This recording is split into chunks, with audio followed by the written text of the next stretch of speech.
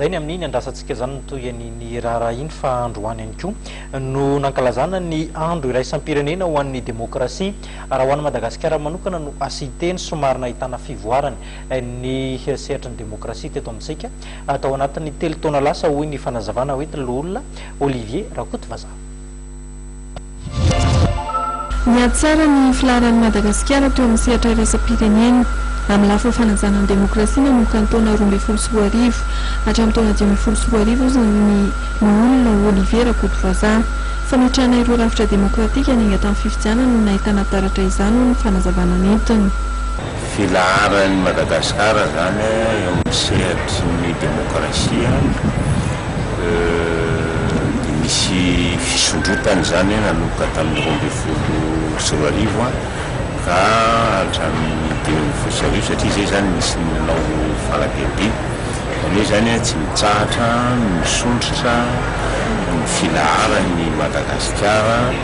amin'ny sehatra fampianana ny demokrasia.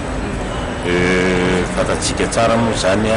fa raha ohatra ka te-hitady ny fampandrosoantsika ara-toe-karena tsy afaka misaraka amin'ny fanatanterahana ny rafitra demokratika na fanatongavana amin'izany dia zay no ilazako hoe arakaraky ny drafitrasa zany zay atao na tetika ho tanterahana amin'ny fampandrosoana firenena na hatramin'ny taona firy zany na hatramin'ny taona firy dia tsy tonga amin'izany fampandrosoantsika raha tsy tena matotra zany ny fanatanterantsika ny demokrasia moa zany teny frantsay azy matetika ohatrany tsy dia mazava loatra ny fanatanterahana azy fa ny demokrasia zany madika azy tsara ny teny malagasy dia tenerana ny vahoaka mialana fifidianana, tenerana eo amin'ny ambaratonga fitondrana zany amin'ny andram-panjakana ka hoe ateneram-bolona sy ny ateneram-pirenena. Tenerana zany amin'ny fanakalozan-kevitra amin'ny akolafo rehetra,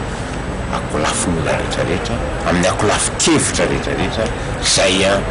nendrika mitondrana ny demokrasia mitondra ny fandrosoana. Androany 10 septambra dia natokana firenena mikembana ho andro iraisam-pirenena ho an'ny demokrasia. Ny demokrasia sy mivena ho an'ny fampandrosoana maharitra 340 lohahevitra ny atao firenena mikembana nankalazana izany. Anisan'ny nateraka hetsika ho fankalazana izany teo anivon'ny anteneran-doholona nisy ny fiainana izay niarahan'ny senatera tamin'ireo tanora mpianatra. Mandalo teny amin'ny lapan'ny moskelina natateraka tomban'ezaka momba ny demokrasia eto Madagasikara ny iraka avy amin'ny fitondrana norvezianina.